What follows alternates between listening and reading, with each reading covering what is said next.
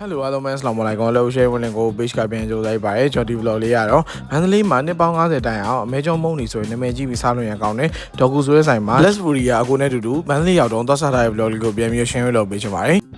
ဒေါ်ကူဆိုတဲ့ဒီအမဲကျုံမုံဒီဆိုင်လေးစားလေးကတော့298ကြာ82နဲ့မြောက်တမ်းမလီဘေဂျင်းကမ်းမှာဖွင့်ထားပြီးတော့ဒီဆိုင်လေးကမနက်ပိုင်းပဲရောက်တာပါမနက်9:00 6:00 နာရီလောက်ဆိုရင်တော့ဒီဆိုင်မှာမီနူးစုံစားရပြီးတော့10:00 နာရီ17:00 နာရီလောက်ဆိုရင်တော့ဆိုင်သိမ်းပါတယ်ဒီဆိုင်မှာဆိုရင်တော့အဓိကအဖြစ်မုံနီခေါက်ဆွဲနန်းသေးပေါ့နော်ခေါက်ဆွဲပြားကြီးနောက်ပြီးတော့ထမင်းတုပ်လည်းဆောင်ရပါတယ်အသားအနေနဲ့ဆိုရင်အမဲကျော်အပြင်ကိုအကျော်ငတ်ပဲနောက်ပြီးတော့ကျွန်တော်အမဲသားကျော်လည်းရပါတယ်ကျွန်တော်ကတော့ဒီဆိုင်ရောက်ရင်အမဲကျော်မုံနီနဲ့အမြဲစားပြပါတယ်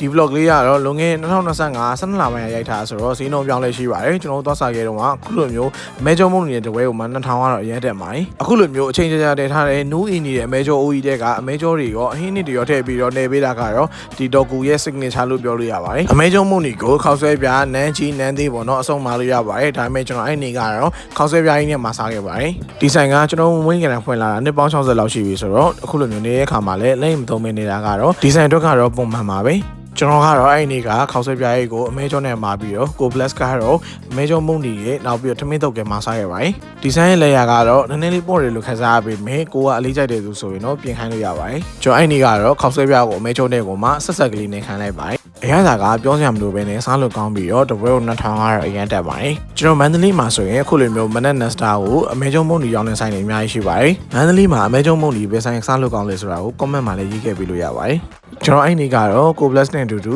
အမဲကျော်မုံနီစားလိုက်ထမင်းတုပ်တွေစားလိုက်နဲ့ကျွန်တော်စကားအများကြီးပြောခဲ့ပါတယ်ရန်ကုန်မှာလည်းအမဲကျော်မုံနီရှိပေမဲ့မန္တလေးရောက်တော့ဒီလိုမျိုးအမဲကျော်မုံနီစားခြင်းလို့ကို plus ကပြောလို့သွားစားပြတဲ့ vlog လေးပါကဲဒါဆိုရင်ဒီ vlog လေးကိုဒီမှာပဲဆုံးသက်ရည်နဲ့နောက် vlog တွေမှာဘယ်အမဲကျော်မုံနီဆိုင်ကိုသွားစားတင်လဲဆိုတာကို comment မှာမှတ်ရင်းနဲ့နောက် vlog မှာပြောနေကြမယ်နော်အားလုံးပဲအဆလာမုအလိုင်ကွမ်